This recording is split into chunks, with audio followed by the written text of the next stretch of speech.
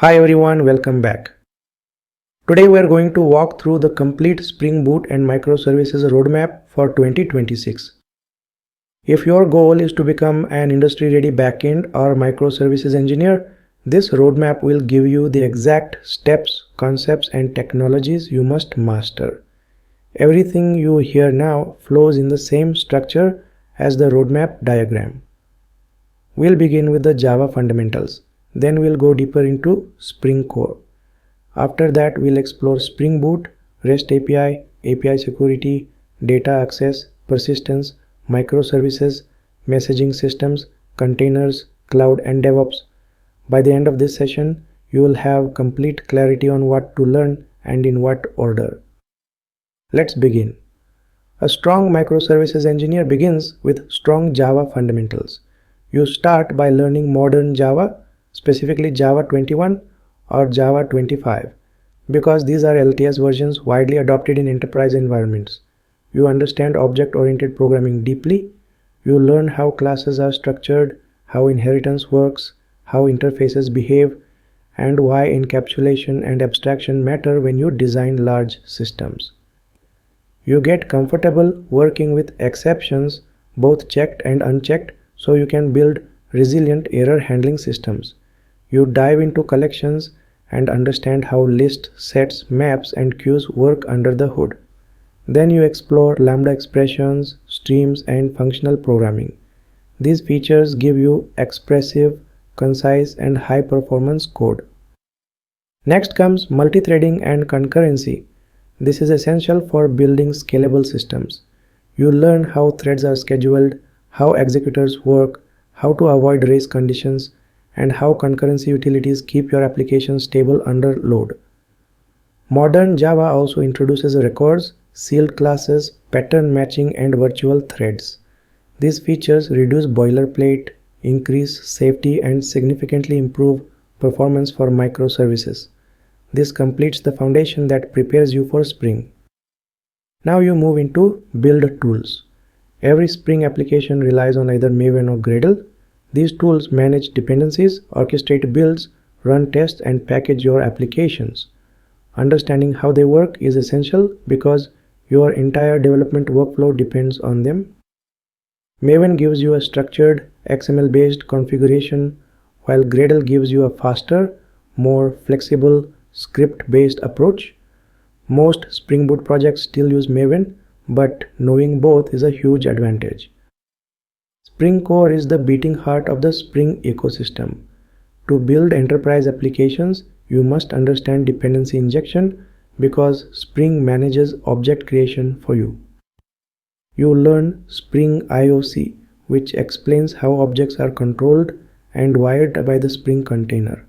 You explore Spring AOP, which helps you implement cross-cutting concerns such as logging, caching, and transactions without cluttering your business logic.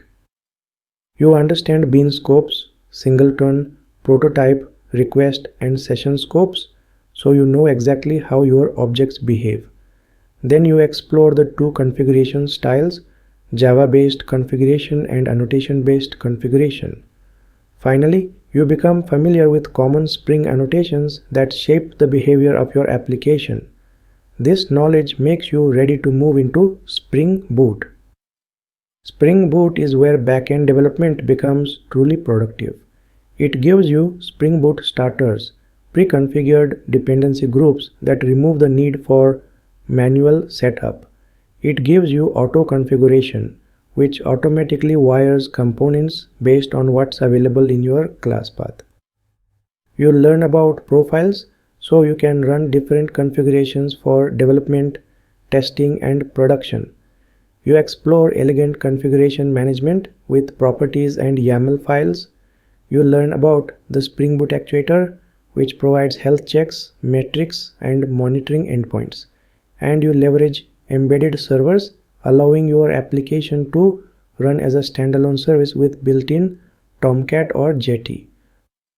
This environment makes it incredibly easy to create REST API. Next, building REST API using Spring Boot.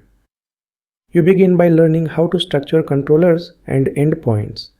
You understand REST API best practices such as consistent naming, versioning, and clean response formats. You apply Java Bean validation to ensure that incoming data is safe and correct. You learn exception handling using controller advice and custom error formats. You version your APIs so they remain backward compatible as your project grows. You create request and response DTO classes to separate internal models from external communication. You handle file upload and download for document-based workflows. And you implement pagination, sorting, and filtering so your APIs scale efficiently for large datasets.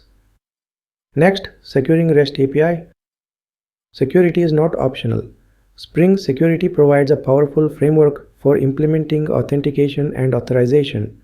You learn how to secure endpoints, validate tokens, and restrict access based on roles and permissions. JWT becomes an essential part of your toolkit, giving you stateless authentication ideal for microservices. This ensures your APIs are safe, trustworthy, and production ready. Next, you work on data access. Spring Data JPA with Hibernate simplifies your database interaction. You map Java objects to relational tables, write repository interfaces, and generate queries automatically. You handle entity relationships, lazy loading, performance optimization, and transactional boundaries. This is where your backend begins to interact meaningfully with real data. Now you go deeper into persistence. You learn relational databases such as MySQL and PostgreSQL, both widely used in enterprise systems. You understand schema design, indexing, joins, constraints, and acidity properties. You also learn NoSQL databases such as MongoDB and Cassandra, ideal for large-scale, distributed or unstructured data. Redis becomes important for caching and high-speed session storage, and test containers allows you to test your database logic using real containers during development. Modern systems often need to call other services. Spring gives you two powerful clients for this: REST client, which is synchronous and fluent, and web client, which is non-blocking and reactive, perfect for high-performance microservices. Mastering both gives you flexibility in how your services communicate. Testing is how you become a professional engineer. You start with unit testing using JUnit. You use Mockito to create mocks and isolate units of logic. You write integration tests to validate end-to-end flows. You use test containers to spin up real databases during test. Mockamuthi and Web Test Client help you test controllers without fully starting the server. Annotations like @SpringBoot and @DataJParTest provide test-specific context that mirror production behavior. This discipline ensures your application is robust, maintainable, and production safe. Now you are ready for microservices. Spring Cloud provides everything you need to build distributed systems. You learn Spring Cloud Config Server for centralized configuration. You use Spring Cloud Gateway as an API gateway for routing and filtering requests. You integrate Netflix Eureka for service registry and discovery. You use Spring Cloud Circuit Breaker for fault tolerance when services fail. You leverage OpenFain for declarative REST clients. You apply Spring Cloud Security for protecting inter-service communication. And you use Spring Cloud Stream to build event-driven microservices with Kafka or RabbitMQ. This is where your architecture becomes scalable and cloud-ready. You also learn essential design patterns that make large systems reliable. The Saga pattern handles distributed transactions. The API gateway pattern centralizes routing and authentication. The database per service pattern isolates data across microservices. Event sourcing captures every change as an event. CQRS separates read and write operations for performance. These patterns are used by real companies building real distributed platforms. Microservices communicate asynchronously using message brokers. Kafka is used for streaming high-volume real-time data. RabbitMQ is used for reliable message delivery and queue-based workflows. Learning these technologies prepares you for large-scale architectures found in fintech, e-commerce, and cloud-native companies. Next comes containerization and cloud deployment. Docker allows you to package your service in a lightweight container. Kubernetes orchestrates and scales those containers in production environments. You also learn cloud platforms such as AWS, Azure, or Google Cloud. Each platform provides compute, storage, networking, and managed services that support microservices in real-world deployments. These skills make you highly employable. Finally, you learn DevOps and observability. CI/CD pipelines automate your builds, tests, and deployments. Logging systems give you visibility into your application behavior. Metrics help you measure performance and detect issues early. Tracing allows you to follow requests across multiple microservices. Centralized logging solutions like ELK unify logs across your entire architecture. This is essential for debugging and maintaining distributed systems. And that completes the Spring Boot and Microservices roadmap for 2026. You start with strong Java fundamentals. You master Spring Core and Spring Boot. You build secure production-grade RESTful web services.